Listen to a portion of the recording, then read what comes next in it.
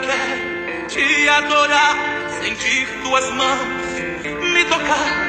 A tua presença me trouxe amor.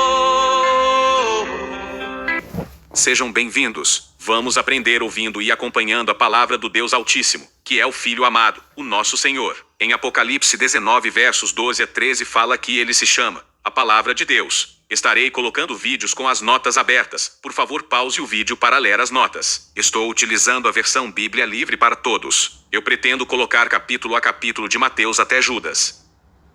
No outro dia de manhã, todos os chefes dos sacerdotes e anciãos do povo se reuniram e decidiram que Jesus deveria ser condenado à morte. Eles o amarraram e o levaram até Pilatos, o governador. Quando Judas, o traidor de Jesus, viu que Jesus tinha sido condenado à morte, ele se arrependeu do que tinha feito e foi devolver as 30 moedas de prata para os chefes dos sacerdotes e anciãos do povo. Ele lhes disse: "Eu pequei, traí um homem inocente." Eles responderam: "O que é que nós temos com isso? O problema é seu." Judas jogou as moedas de prata no chão do santuário e saiu. Ele foi embora e se enforcou. Os chefes dos sacerdotes pegaram as moedas e disseram: "Este dinheiro está sujo de sangue. Então, não é permitido que o coloquemos na caixa de ofertas do templo." Assim, eles concordaram em comprar o campo do oleiro, para servir como cemitério para os não-judeus. É por isso que o campo é chamado, até hoje, de Campo de Sangue. Assim se cumpriu a profecia de Jeremias. Eles pegaram as 30 moedas de prata, o valor daquele que foi comprado pelo preço estabelecido por alguns dos filhos de Israel,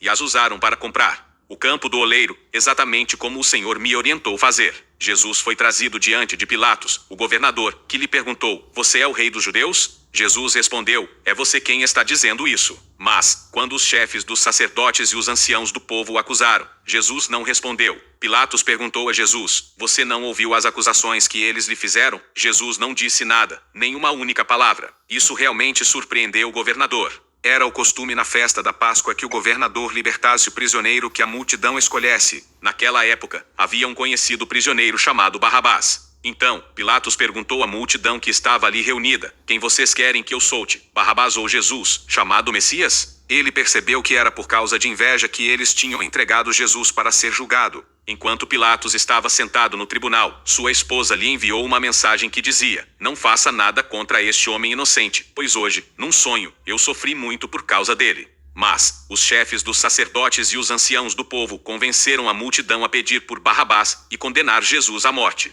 Quando o governador lhes perguntou: "Então, qual dos dois vocês querem que eu solte?" Eles responderam: "Barrabás." E, então, Pilatos perguntou: "Neste caso, o que eu devo fazer com Jesus, o Messias?" Eles gritaram: "Crucifique-o." Pilatos perguntou: "Por quê? Qual crime ele cometeu?" Mas eles gritaram ainda mais alto: "Crucifique-o." Quando Pilatos viu que essa era uma causa perdida, e que o tumulto estava começando, ele pediu água e lavou as mãos na frente da multidão. Ele lhes disse: "Sou inocente da morte deste homem. Isso é com vocês." Todas as pessoas responderam: "Que o seu sangue esteja em nossas mãos, e nas mãos dos nossos filhos." Então, ele soltou Barrabás, mas mandou chicotear Jesus, e o enviou para ser crucificado. Os soldados do governador levaram Jesus para o pretório, e toda a tropa o cercou. Eles tiraram a roupa dele e colocaram sobre ele um manto púrpura. Eles fizeram uma coroa de espinhos, e a colocaram em sua cabeça, e puseram um bastão na sua mão direita. Eles se ajoelharam diante dele e zombaram, dizendo: "Nós o saudamos, rei dos judeus." Eles cuspiram nele e lhe tiraram o bastão, batendo em sua cabeça com isso. Quando pararam de ridicularizá-lo, eles tiraram o manto e colocaram novamente as suas roupas. Então, eles o levaram para longe, para crucificá-lo.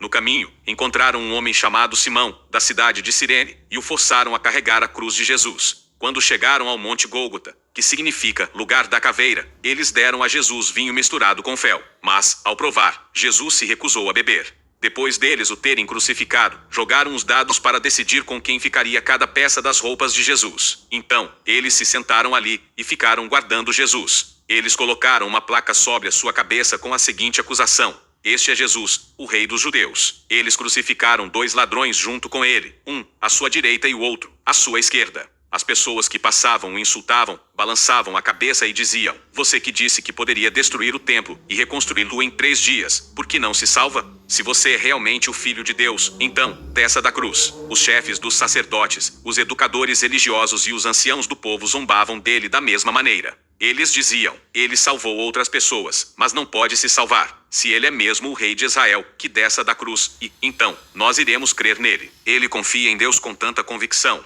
Bem, deixe que Deus o salve agora, se ele o quiser, pois ele afirmou: eu sou o filho de Deus. Os ladrões que foram crucificados com ele também o insultavam da mesma maneira. Do meio-dia até as 3 da tarde, a escuridão cobriu todo o país. Próximo das 3 da tarde, Jesus gritou: Eli, Eli, lama sabachthani, que significa: meu Deus, por que você me abandonou? Algumas pessoas que estavam lá e ouviram isso, disseram: ele está chamando Elias. Imediatamente, um deles correu e molhou uma esponja em vinagre, colocou-a na ponta de um bastão e deu para que Jesus bebesse. Mas os outros disseram: deixe-o sozinho. Vamos ver se Elias vem salvá-lo. Jesus gritou novamente e deu o seu último suspiro. Naquele exato momento, a cortina do templo se rasgou de cima até embaixo. A terra tremeu, as rochas se partiram e os túmulos se abriram. Muitas pessoas que viveram conforme os mandamentos e que haviam morrido voltaram à vida. Após a ressurreição de Jesus, elas saíram dos cemitérios e entraram na cidade santa, onde muitas pessoas as viram. Quando o comandante romano e os que guardavam Jesus viram o tremor e o que aconteceu, eles ficaram aterrorizados e disseram: este é realmente o Filho de Deus. Muitas mulheres também olhavam à distância. Elas tinham acompanhado Jesus desde a Galileia e o haviam ajudado. Entre elas estavam Maria Madalena, Maria, mãe de Tiago e de José, e a mãe dos filhos de Zebedeu. Quando a noite chegou, um homem rico, chamado José, da cidade de Arimateia, que também era um discípulo de Jesus, foi até Pilatos e lhe pediu o corpo de Jesus. Pilatos ordenou que o entregassem a ele. José levou o corpo e o enrolou em um tecido novo de linho e o colocou em seu próprio túmulo, que havia sido cavado recentemente em uma rocha. Ele colocou uma grande pedra na entrada do túmulo e foi embora. Maria Madalena e a outra Maria foram até lá e se sentaram em frente ao túmulo. No dia seguinte, após o dia da preparação, os chefes dos sacerdotes e os fariseus foram juntos ver Pilatos. Eles lhe disseram: Senhor, nós lembramos o que o impostor disse enquanto ainda estava vivo. Após 3 dias, eu ressuscitarei. Dê ordem para que o túmulo seja vigiado até o 3º dia. Assim, os seus discípulos não poderão vir, roubar o seu corpo e dizer às pessoas que ele ressuscitou dos mortos, pois essa última mentira será ainda pior do que a primeira. Pilatos lhes disse: estes soldados os acompanharão. Agora vão e guardem o túmulo da melhor maneira possível. Então, eles foram e fizeram a segurança do túmulo, colocando um selo na pedra da entrada e deixando os guardas vigiando. Mateus capítulo 27.